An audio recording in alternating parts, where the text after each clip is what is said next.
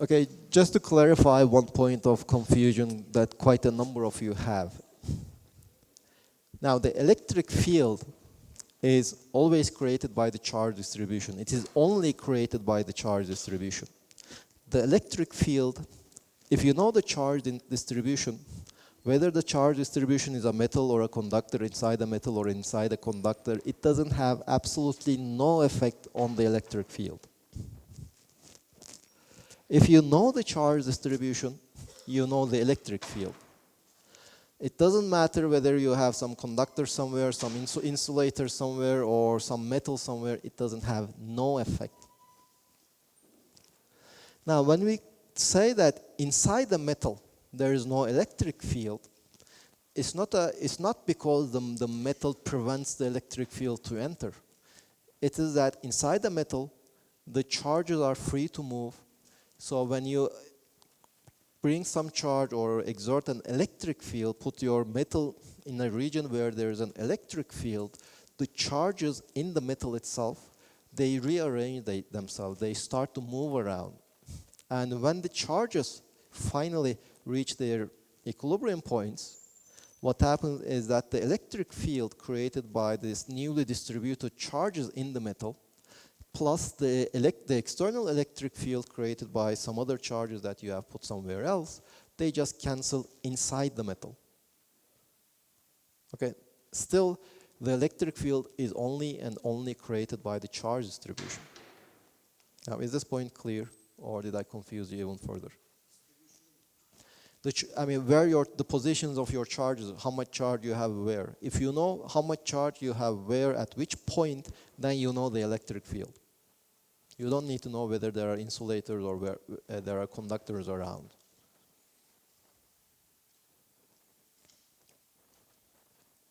Okay. So the only fact that, I mean, if you are told that, okay, so you have this point charge Q and you have some conductor over here,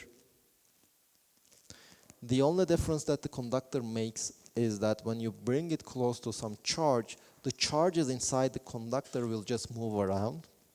Although the conductor is neutral, it will create some dipole moment, some quadrupole moment, using the terminology we have. So we will have some negative charges here, positive charges on the other side.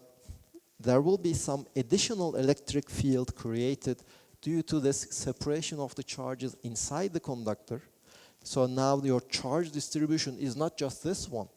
You have positive charge over here, negative charges over here, and positive charges over there. And that is what creates the electric field. And this separation of charges will be such that eventually when we have this final configuration of the charges, there is an electric field created by these positive charges inside. There is also an electric field created by these positive charges outside, by the way. And when you add it to the initial electric field created by your positive charge, the sum will be zero inside and it will be perpendicular on the surface.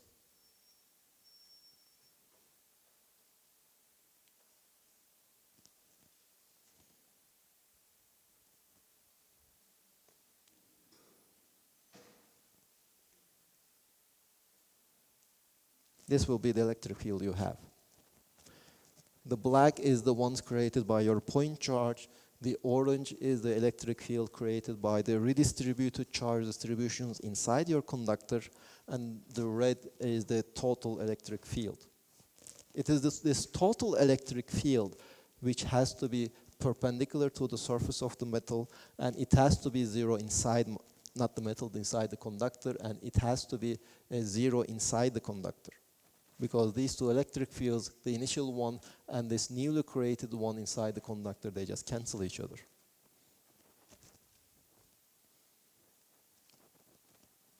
Questions?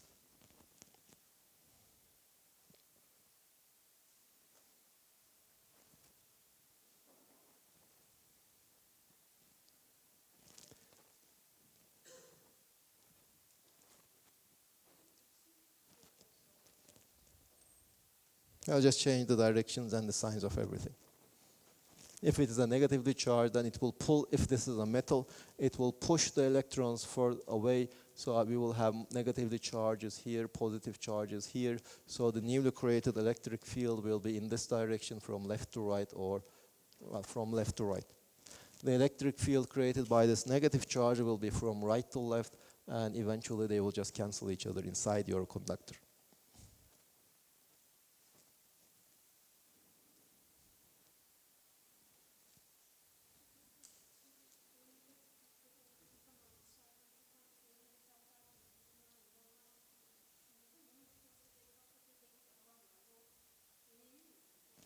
You see, the potential difference between 2 points is calculated using the total electric field. As long as you know the total electric field, I mean, you shouldn't care whether the electric field is inside a conductor or inside an insulator or in vacuum, in water. I mean, that doesn't make any effect. Of course, whether you have a conductor or an insulator or something else around, it will change these charge distributions over there, and hence it will change the electric field. The electric field of an isolated charge is different from the total electric field created by the isolated by a charge close to a conductor or even close to an insulator. They all have different electric fields. Once you have the electric field, you calculate the potential using the electric field only. Whether it is inside the conductor or not, it doesn't make any difference. It is the electric field which creates the potential difference.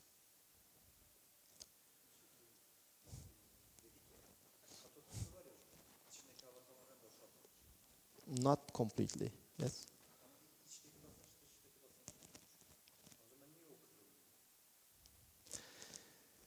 Why can't you break that wood? The glass is also hard.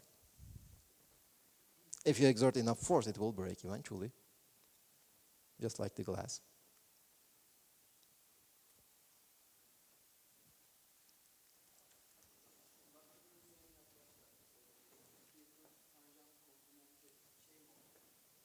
The electric field has to be perpendicular to the surface of a conductor, whatever the shape of the conductor is. Of course, this is valid only in electrostatics. If we are not in electrostatics, which we will not be in a couple of weeks, in that case, it is not valid. For example, we will be studying circuits. In circuits, the current runs through the wire because there is an electric field inside the wire.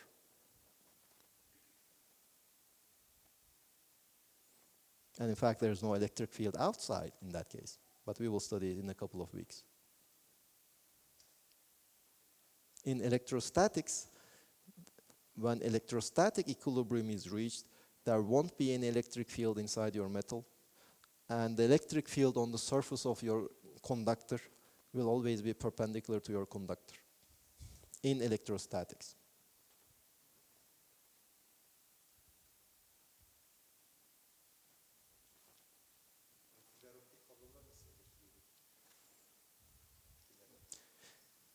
Well, they are conducting light, not electricity.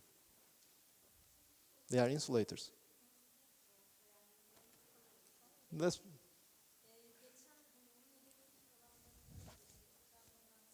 Now, we will study what happens if this is an insulator next week. We will start studying the capacitors, and we will study what happens when you put an insulator in a capacitor. Then we will discuss what happens, how is the electric field modified if you have an insulator here, not a conductor. It will still be modified, but the modification will be a bit different. We will study it next week.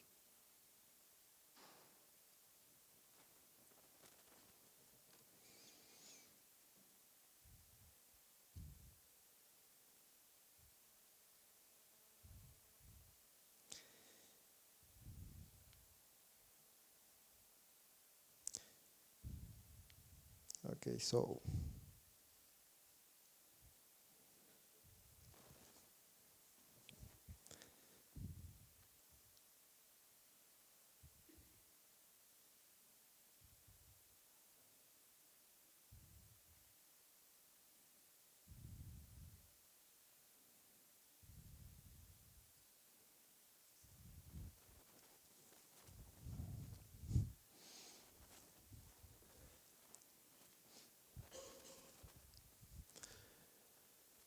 Now we have these pucks. So here we have 2 negatively charged, here we have 4. Each puck has the identical charges. And the red ones are positively charged, these gray, bluish gray ones are negatively charged. And if this is one distance, 1 unit, this is half of the unit away. The distance is halved. So the question, all the pucks feel a force to the right or not? Okay, either I will count sufficient number of hands, or you will just start moving around in the class. So the question is, we have these configurations. So let's say from the first one, you put a minus Q charge over here, plus Q charge over, no, plus Q charge over here, minus Q charge over there, and in between you put a minus Q charge. So the question says that the force that this feels is towards the right. And in fact, it says that in all of these configurations, for example, in B, you have minus 4Q charges on the left, no charges on the right. On D, you have no charges on the left, plus Q charges on the right. And the question is, says this green puck, which contains a minus Q charge, in all these 5 scenarios, it will feel a force to the right.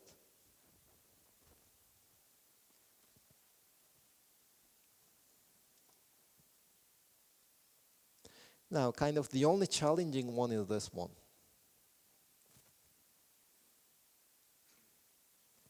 So let's restrict this question to C. So the puck in C feels a force to the right or to the right, correct or not?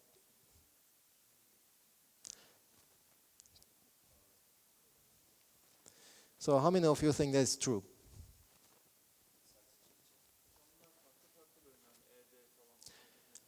No, I mean, I have 5 different configurations, 5 separate configurations. And here you get the charge configuration, and the question says that in all these 5 configurations, the green puck will feel a force towards the right. Okay, how many of you think it's true? A.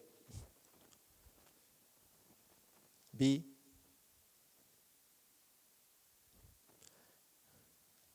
Well, I didn't see half of the hands.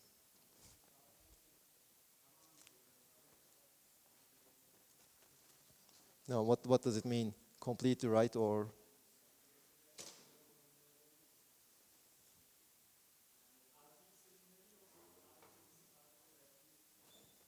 No, I mean, we don't have the X or Y. It's just, in this charge is not affecting this charge over here. So these are 5 different things. And in each 5 of these cases, the pucks will feel a force to the right or not. So how many of you say false? False, false, false.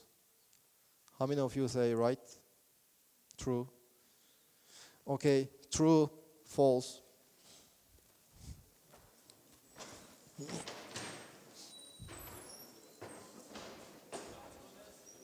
True over here, false is over there. You can discuss with your friends.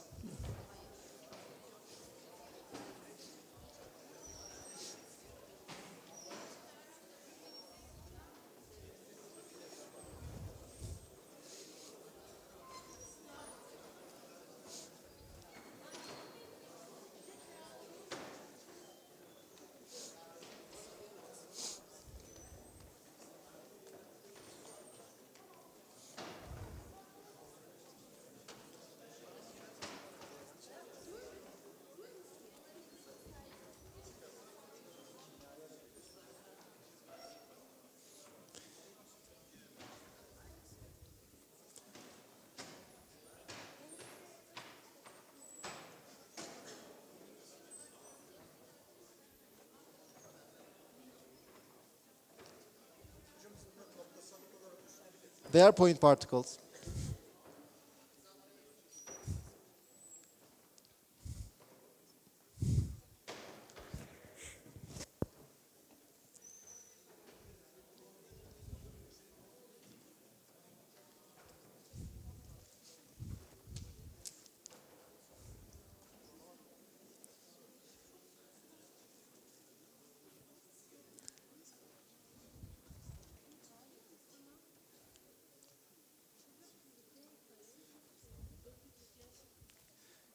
So you made up your mind?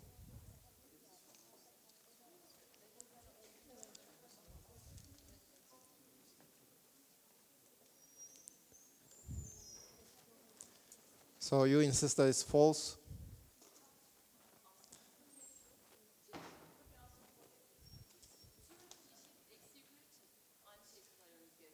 Yes. I mean, if even one of them feels a force to the left, you should say that it's false.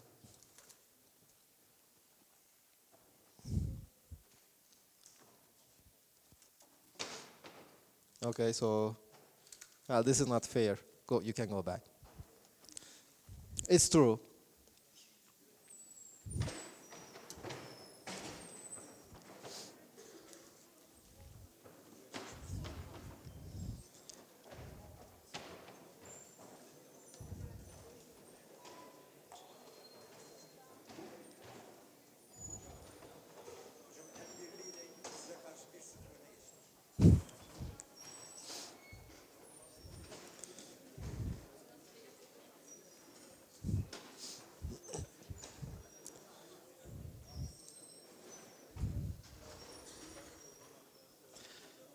Okay, in this question, the only controversial case was kind of C because, well, negative will push negative, positive will pull positive, so this will definitely feel a force towards the right. This will feel a force towards the right. This will feel a force towards the positive charge. This will feel a force towards the right away from the negative charge. Now here, okay, the positive charges will attract the negative charges, so it will feel a force towards the right due to these positive charges. But there are also these negative charges which will push this negative charge towards the left. So the question was which one is stronger. But since we have identical charges, plus q minus q, identical in magnitude, but the positive charges are closer to our negative charge, so the force that the positive charges exert has a larger magnitude, so they win over the negative charges, so it will also feel a force towards the right.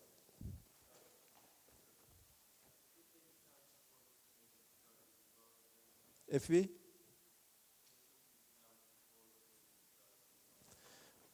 This one. But this one doesn't exert a force on this one. I mean, you mean this will be pushing this one away? Oh, so you are saying that let's imagine that we put 4 negative charges over here, or 4 negative charges over here instead of 2.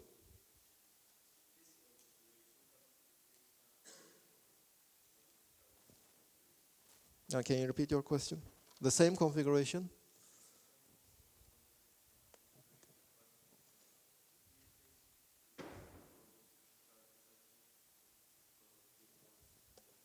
Now, if we have 4 negative charges here instead of 2, it will not feel any net force. In part B, you mean? 4 negative charges over here.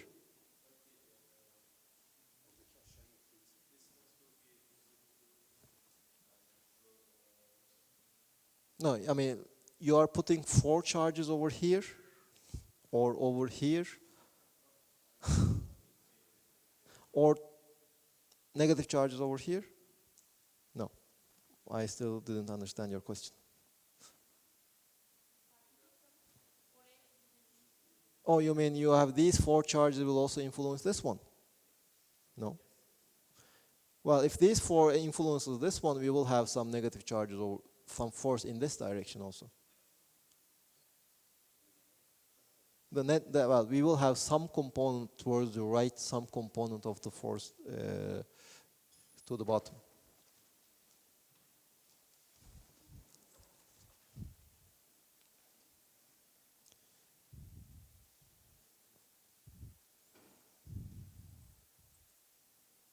What about this one?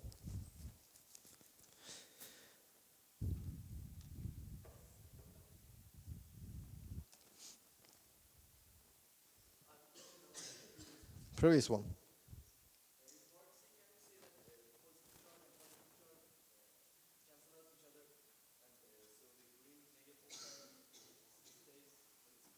No, I mean the positive charges do not cancel each other. I mean,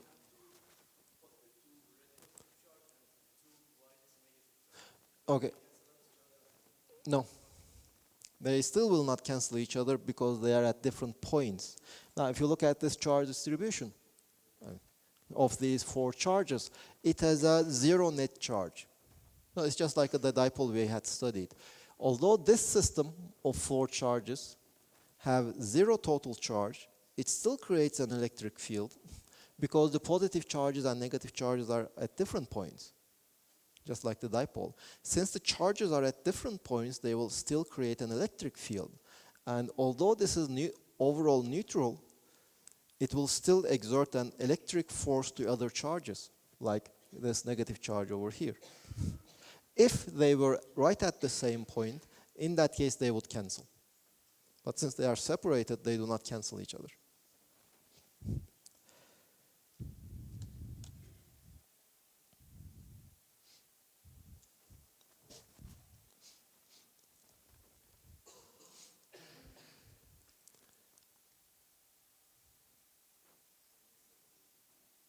So in which one of these the minus charge will not move? The green puck will not move. Okay, I want to see the number of hands. A's, B, C. Okay, A, down here.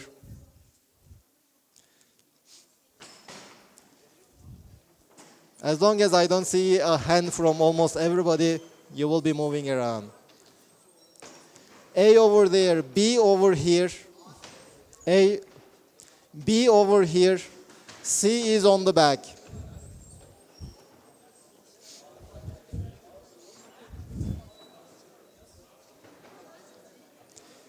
A, B, C.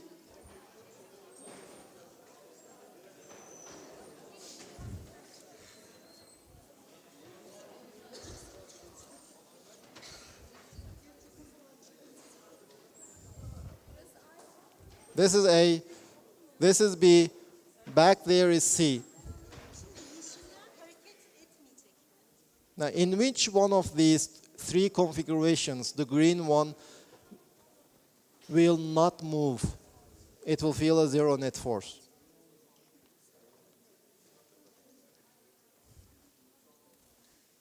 Okay, now I feel for this group. You have to discuss against him.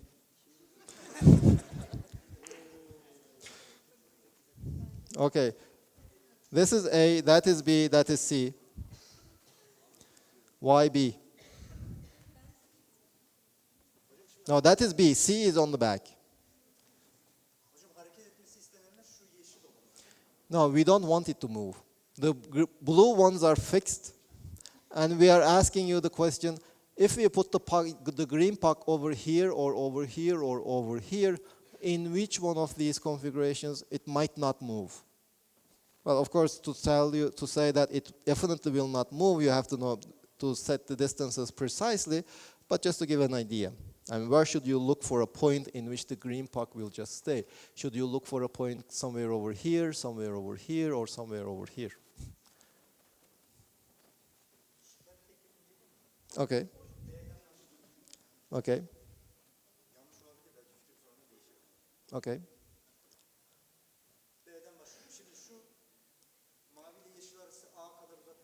Okay, so he's saying from this blue, he's saying that, okay, so let's say this distance is B. No, this distance is larger over here. No, the B over 2, B over 2, B over 2. Okay. Okay.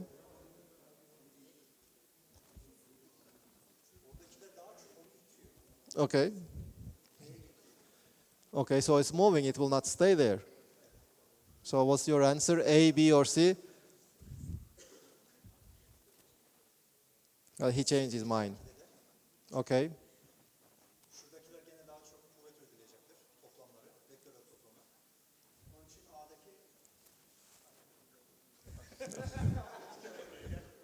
Okay.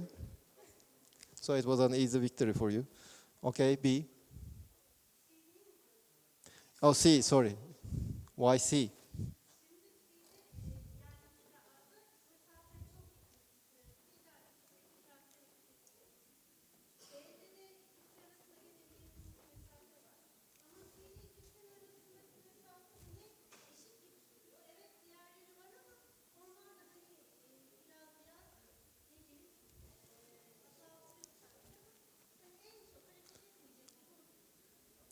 Well, I will accept her explanation as correct.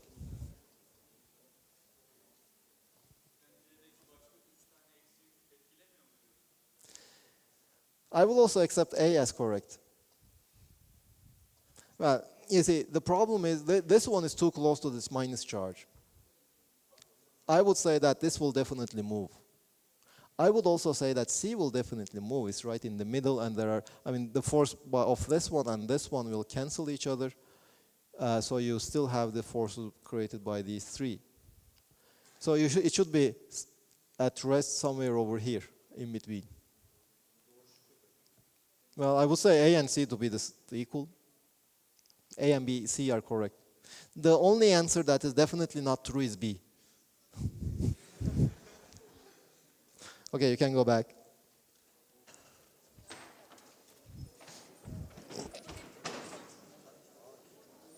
I mean, just by looking at these distances, I would say all of them will move.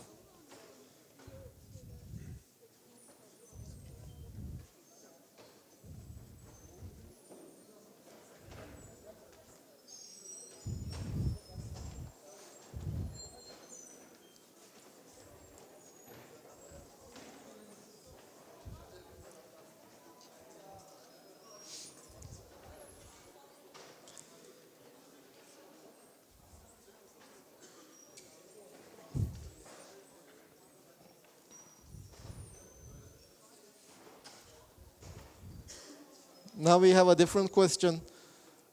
Just take a couple of minutes to discuss with your neighbor. And then either everybody will raise their hands for some answer, or we will again start moving around. It's empty. We have an empty box. Nothing, not even air, is vacuum. It doesn't collapse. And so we just put some electrons inside. There's no gravity. So what will the electrons do inside this box? Will they clump together, spread out uniformly, make a layer on the walls, or do something?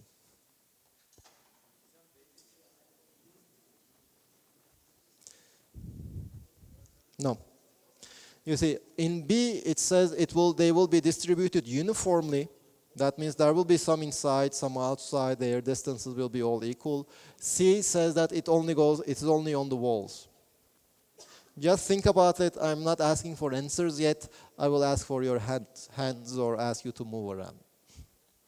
Just discuss with your neighbor and see if you have the same answer.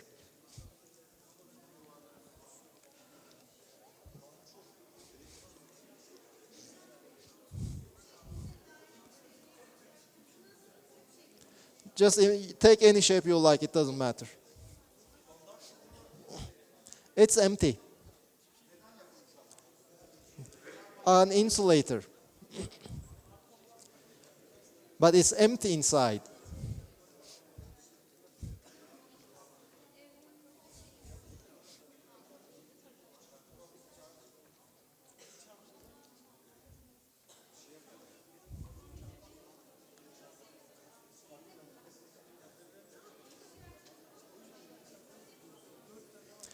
I'm not asking for answers. Discuss with your friends. Make sure that they also have your answer. And then I will ask your hands in a moment about the question. The box is in the vacuum. It's an insulator. It is empty. There is nothing inside except then these electrons. I mean, this is your box. Electrons will just stick to the walls. I mean, just imagine that these boxes of the wall are made of some weird material which doesn't contain any electrons, any protons, or anything else. It doesn't feel any force due to electricity. It doesn't exert any force due to electricity.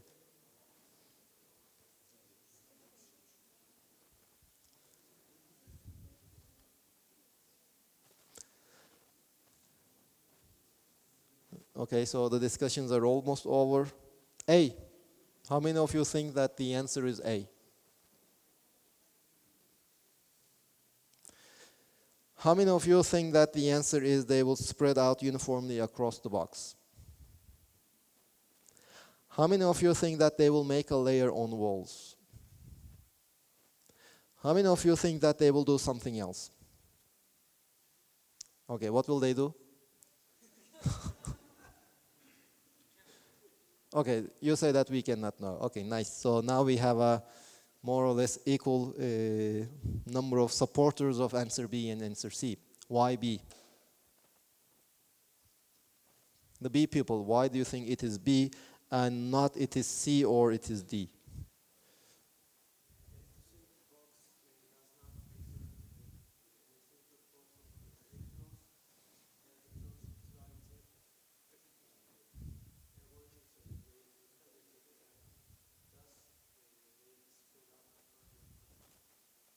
Okay. Now, is it clear the meaning of this spread out uniformly in the box? It means that you will have electrons on the surface of the box and also inside the box. So this is what the spread out uniformly means. So that is your answer. So that is the answer of your friend. So he says that the electrons will try to move away from each other as much as possible. So they will just spread out uniformly on the box. So is it are you a B person or a C person? Okay, so you are C. When you are answering, first give your explanation why you think that your answer is true, and also make a case why the previous answers are wrong. Other answer is wrong.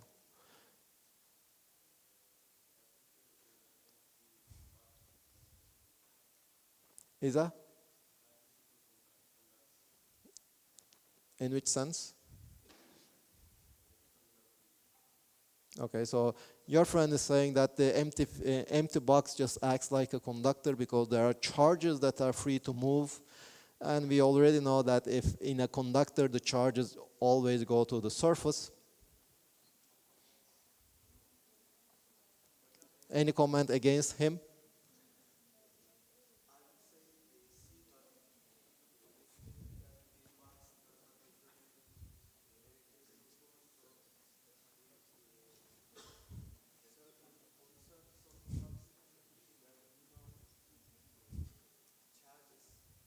Why not? On the box will not have charges, but why doesn't the charges go to the surface?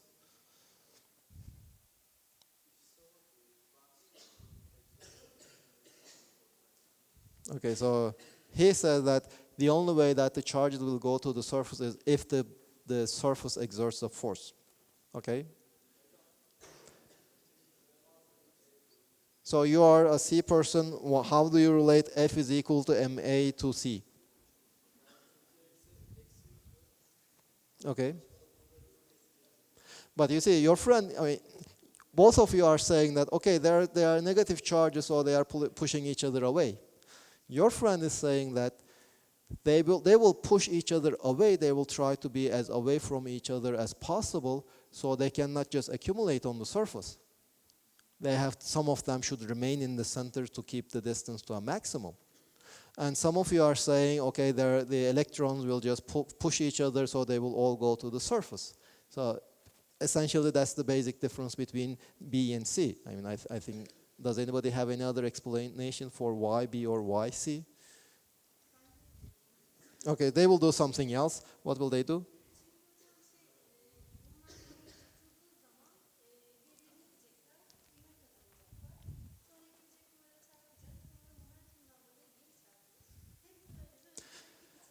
Okay, so your friend's answer is if you put these electrons in this box, they will just push each other away towards the walls, and so they will accelerate, they will go and hit to the walls, and then bounce back from the walls, and so they will just be jiggling around in the box. Let's just assume that there is some kind of a friction around, so they will not accelerate. Eventually, they will have zero velocities, and when they have zero velocities, will they spread out uniformly in the box, or will they make a layer on the walls?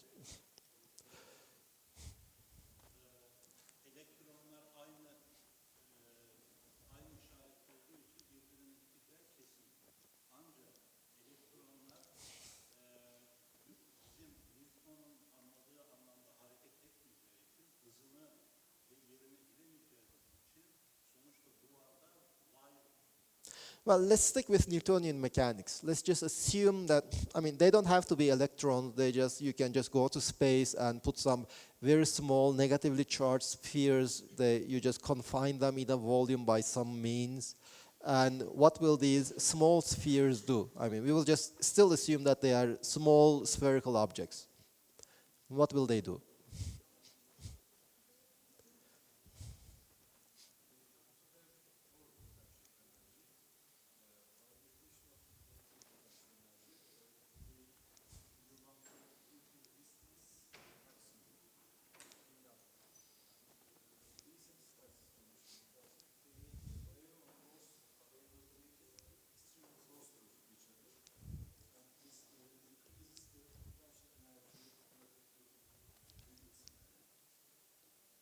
So you are saying B.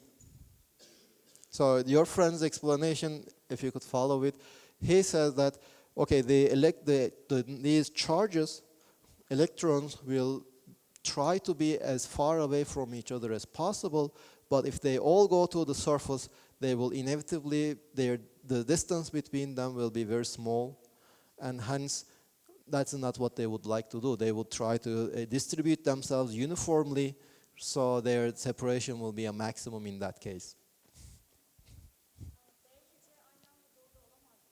No. No, it's a shape like this. And the B says that the electrons are everywhere inside the volume. C says that they're only on the surface. So they just exclude each other. Now, okay, we can continue discussing in this way, but the thing, my criticism to your defenses on your choices is that you are actually saying the same thing. All of you, up to now, are saying that the electrons will push each other away, and some of you say that, okay, the electrons will try to be as far away from each other, so they will make a layer on the surface. The others say, okay, they will try to be as far away as other, and hence they will make a spread uniformly across the box. So you all agree that it has to do something with the electrons pushing each other, and they want to be as far away as possible. So how can we determine from this fact, we all agree on this apparently, from this fact, how can we conclude whether it is B or C? Remember the Gauss Law also. Thailand.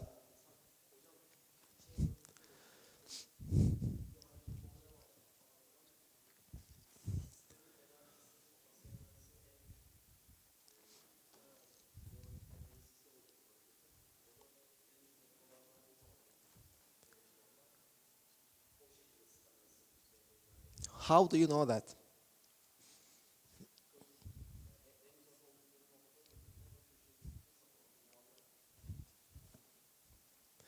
Well, okay.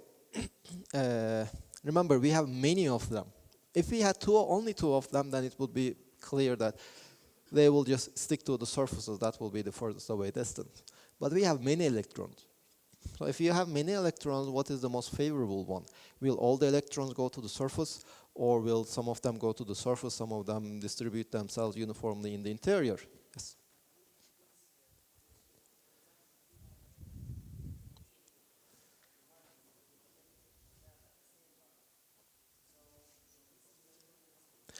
Well, I mean, that is a special configuration. Even if you have three, your friend is saying that if we have three, one will go there, the other one will go there. Okay, the third one can find an equilibrium point somewhere in the middle.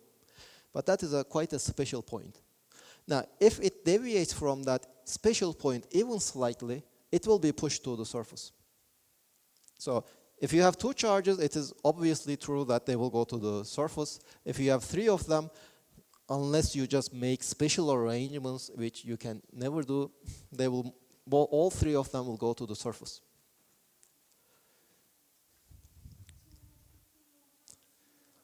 But eventually, the velocity will be zero. That's what I'm saying.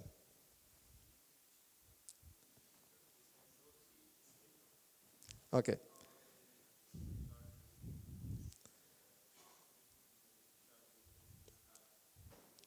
So this is our shape. And the answer B So let's see, what is the answer B? They will spread out uniformly.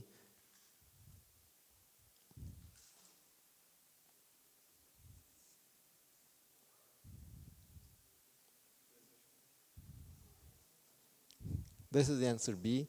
Answer C says that yes, they look different.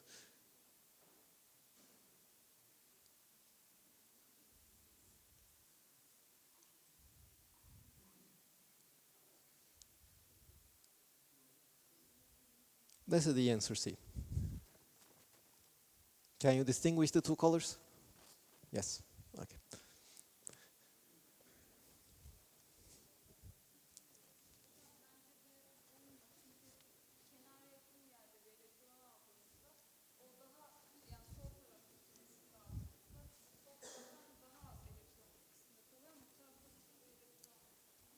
So, why not? I mean, of course, if you have a finite number of electrons inside, it will not be uniform, that's for sure, but just assume you have so many and they are so small. It's possible to distribute them uniformly if they didn't have any electric charges. So when you put the electric charge, what happens?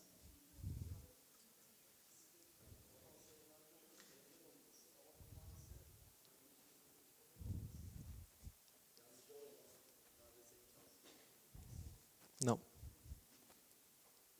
Come on, let's use the Gauss law.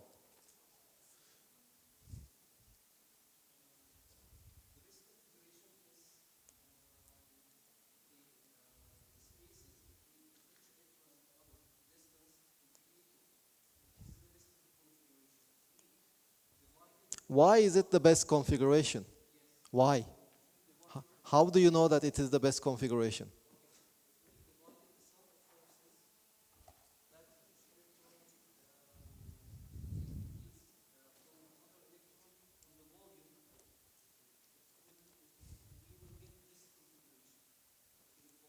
You mean B? No.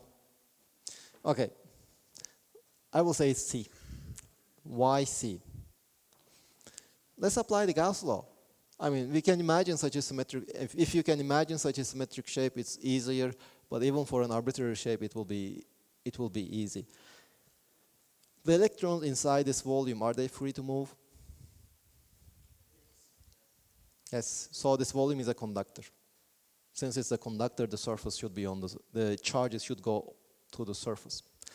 Why does it go to the surface? Let's just assume that we have this symmetrical configuration. The charge is distributed uniformly. Let me take one charge, not at the center, this one. So if you look at that single charge, there are all these charges which will be pushing it to this side. So it will feel a net force towards the surface. It will go towards the surface, making up space. Well, of course, when you make this, all the charges are in the surface. Two nearby charges, the separation between two nearby charges will be smaller than this uniform configuration. But the important thing is that if you put, for example, one charge over here, it will have, let's say, two neighbors. If you put one over here, it will have many neighbors. And, well, if you put, let's say, these two, well, these two will not create any force on this one anymore.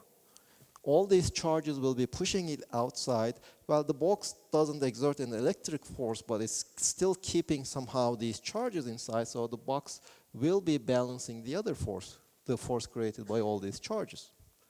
So it still settles to configuration C. Yes?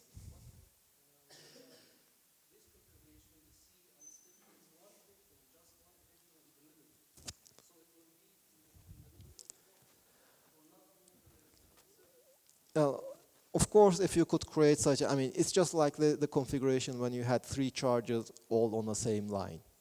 Of course, it is possible. It's a special configuration which will never be realized. I mean, you can take a box, you can put electrons inside this box, charged objects inside this box, and see where they try to move.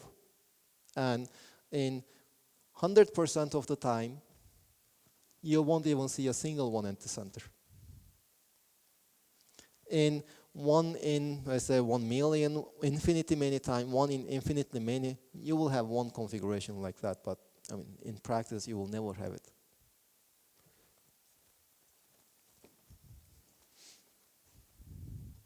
Questions? Okay, your quizzes are still here. We will give a break and see you after the break.